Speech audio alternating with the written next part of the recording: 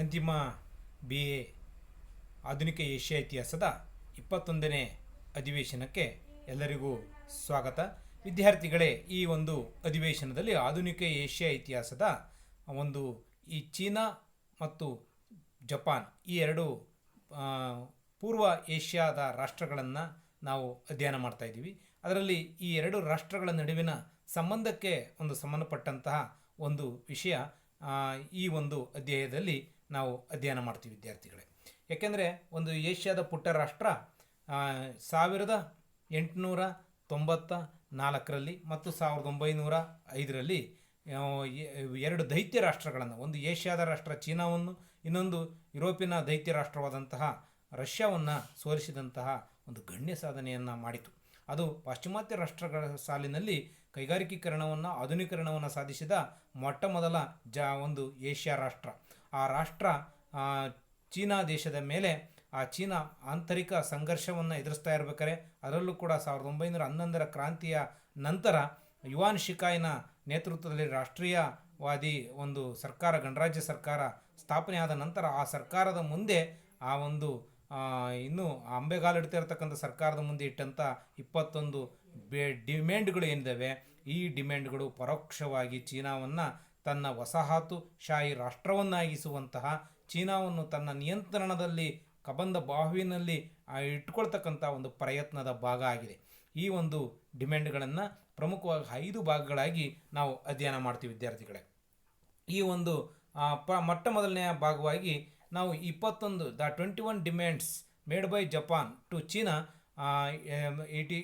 These demands were put by Japan on 18 January 1915. 1915ರ ಜನವರಿ 18ರಂದು ಈ ಒಂದು ಚೀನಾದಲ್ಲಿ ಅಂದಿನ ಯುವಾನ್ ಶಿಕಾಯ್ ನೇತೃತ್ವದ ಸರ್ಕಾರದ ಮುಂದೆ ಇಟ್ಟಂಥ ಬೇಡಿಕೆಗಳು. On 18 January 1915, Japan presented to President Yuan the 21 demands which sought to bring China under the Japanese direct control and indirectly control. Direct ಮತ್ತು ಇಂಡೈರೆಕ್ಟ್ ಆಗಿ ಅದರ ನಿಯಂತ್ರಣದಲ್ಲಿ ತೆಗೆದುಕೊಳ್ತಕ್ಕಂಥ ಪ್ರಯತ್ನ. These demands var divided into 5 groups. ಇವನ್ನ 5 ಗುಂಪುಗಳಾಗಿ ನಾವು ಪ್ರಮುಖವಾಗಿ ವಿಭಾಗ ಮಾಡ್ಬೋದು ವಿದ್ಯಾರ್ಥಿಗಳೇ. ಅವುಗಳ ಅಧ್ಯಯನ ಈಗ ಅವುಗಳನ್ನು ಸಂಕ್ಷಿಪ್ತವಾಗಿ ಅವುಗಳನ್ನು ಪರಿಚಯ ಮಾಡ್ಕೊಳ್ಳೋಣ. Group 1 demands. Group 1 demands related to the disposition of the former German rights in Shantung. ಶಾಂಟುಂಗ್ ಪ್ರಾಂತ್ಯದಲ್ಲಿ ಜರ್ಮನ್ ದೇಶ, ಯುರೋಪಿನ ಜರ್ಮನ್ ದೇಶ ಹೊಂದಿದ್ದಂತಹ ಒಂದು ಪ್ರಮುಖವಾದಂತಹ ರಿಯಾಯಿತಿಗಳನ್ನು, ಅದರ ವಿಶೇಷ ಅಧಿಕಾರಗಳನ್ನು ಬಿಟ್ಟು ಚೀನಾ ಅವುಗಳನ್ನು ವಿಸರ್ಜಿಸುವಂತಹ, ಬಿಟ್ಟು ಜಪಾನ್ಗೆ ಅದರ ಮೇಲೆ ನಿಯಂತ್ರಣವನ್ನು ಕೊಡ್ತಕ್ಕಂಥ ಒಂದು ಬೇಡಿಕೆಗಳಾಗಿದ್ದು. China was required to assent to any subsequent German Japanese agreement disposing of German rights in ಶಾಂಟುಂಗ್.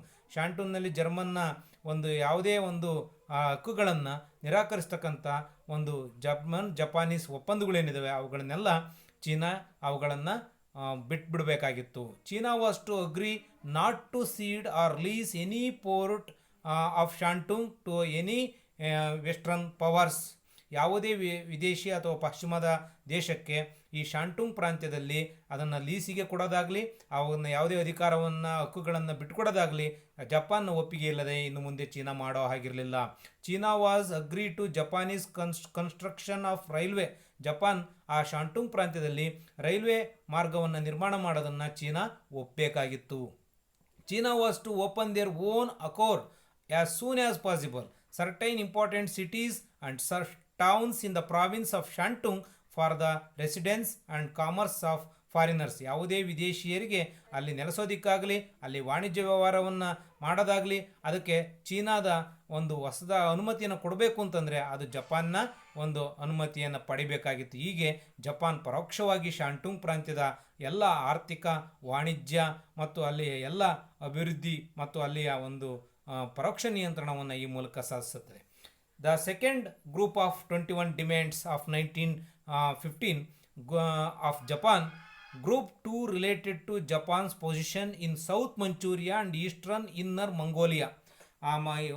Inner Mongolia, eastern ಅಂದರೆ ಪೂರ್ವ ಮಂಗೋಲಿಯಾ ಮತ್ತು ಮಂಚೂರಿಯಾ, ದಕ್ಷಿಣ ಮಂಚೂರಿಯಾದಲ್ಲಿನ ಜಪಾನ್ನ ಸ್ಥಿತಿಗತಿಗಳನ್ನು ಅಭಿವೃದ್ಧಿ ಅದನ್ನು ಉನ್ನತೀಕರಿಸಿಕೊಡ್ತಕ್ಕಂಥವಕ್ಕೆ ಸಂಬಂಧಪಟ್ಟಂಥ ಬೇಡಿಕೆಗಳು.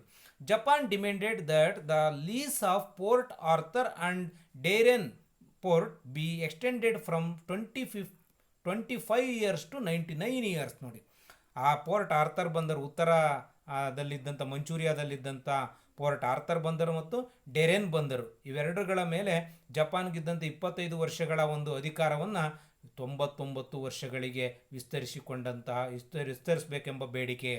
Japan demanded that Japanese subject be permitted to lease commercial and industrial uses or farming. ಲ್ಯಾಂಡನ್ನು ಬಾಡಿಗೆ ಕೊಡಬೇಕಾಗಿತ್ತು ಜಪಾನಿಗೆ.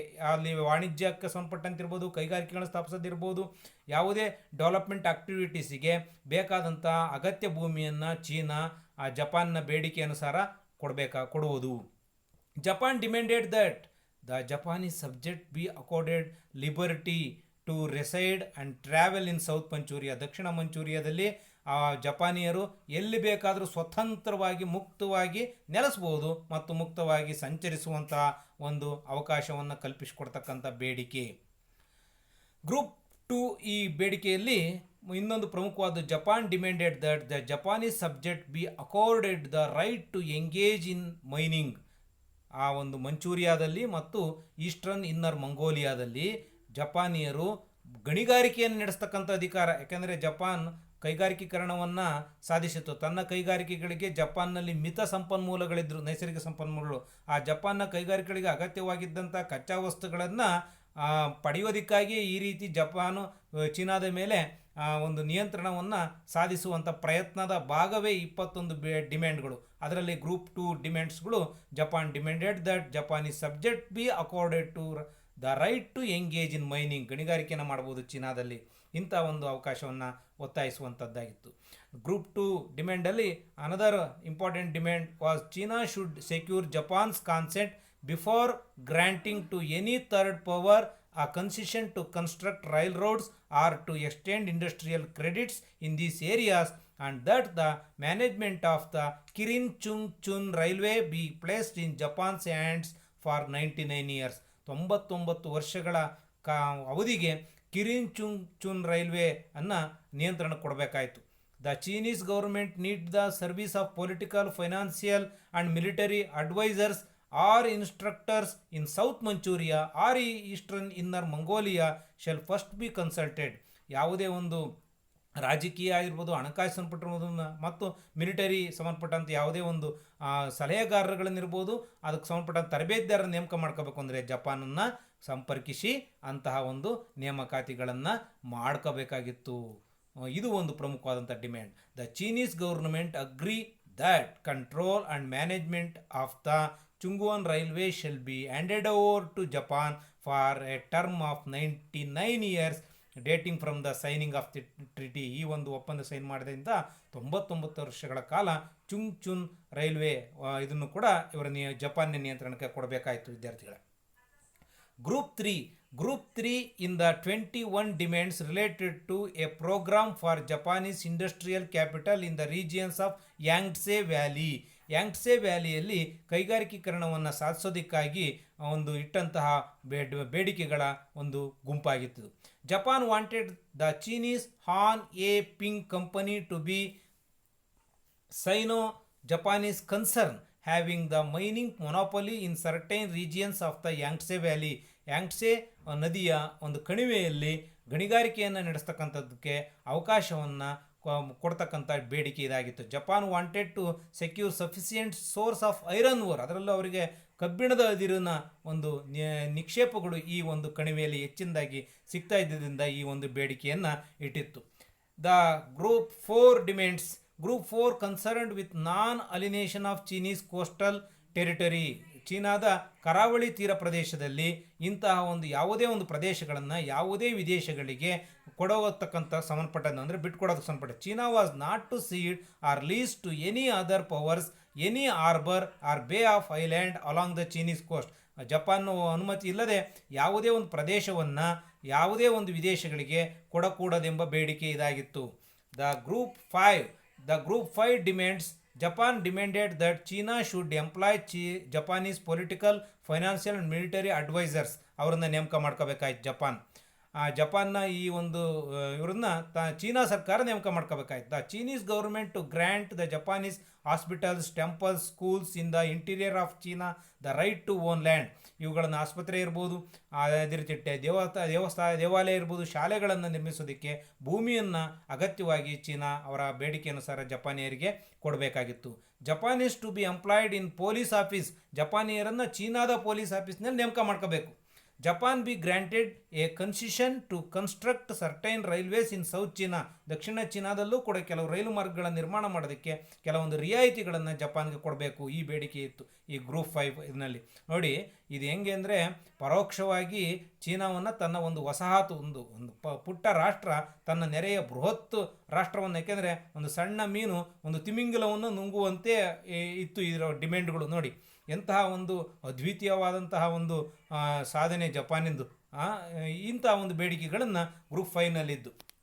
ಹೀಗೆ ಜಪಾನ್ ಈ ಗ್ರೂಪ್ 5ನಲ್ಲಿ Japan to be consulted first whenever foreign capital is needed in connection with the railways, mines and harbour works in the province of Fukien ಪ್ರಾಂತ್ಯದಲ್ಲಿ ಯಾವುದೇ ಒಂದು ವಿದೇಶಿಯರಿಗೆ ಅದು ರೈಲ್ವೆ ನಿರ್ಮಾಣದಿರ್ಬೋದು, ಗಣಿಗಾರಿಕೆ ಇರ್ಬೋದು, ಅಥವಾ ಬಂದರುಗಳ ಕೆಲಸಗಳನ್ನು ವಹಿಸ್ಕೊಡ್ಬೇಕು ಅಂತಂದರೆ ಅದು ಫಸ್ಟ್ ಜಪಾನನ್ನು ಭೇಟಿ ಮಾಡಬೇಕು, ಜಪಾನ್ನ ಅನುಮತಿನ ಪಡ್ಕೋಬೇಕು, ಜಪಾನ್ನ ಗಮನಕ್ಕೆ ತರಬೇಕು. Japan demanded that China should purchase arms from Japan or that an arsenal be established under Sino Japanese administration.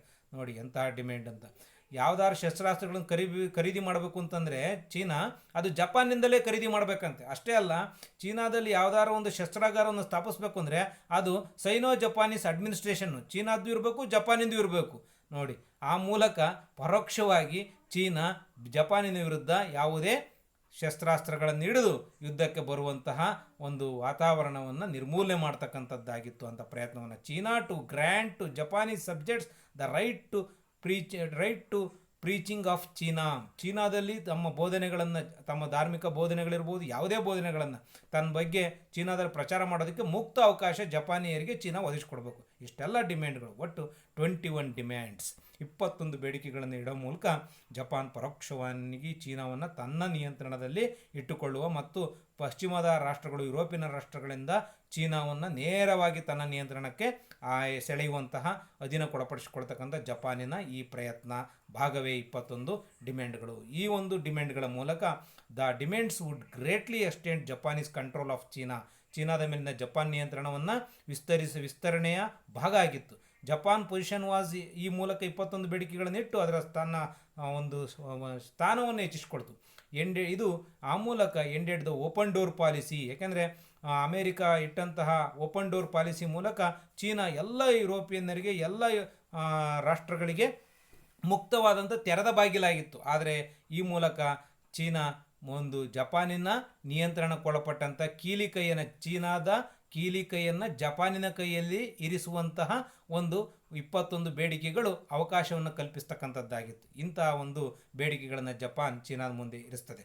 ಇಷ್ಟು ಈ 21 ಬೇಡಿಕೆಗಳ ಬಗ್ಗೆ 1915ರಲ್ಲಿ ಚೀನಾದ ಮುಂದೆ ಜಪಾನ್ ಇಟ್ಟಂತಹ 21 ಬೇಡಿಕೆಗಳು. ವಿದ್ಯಾರ್ಥಿಗಳೇ, ಎಲ್ಲರಿಗೂ ನಮಸ್ಕಾರ.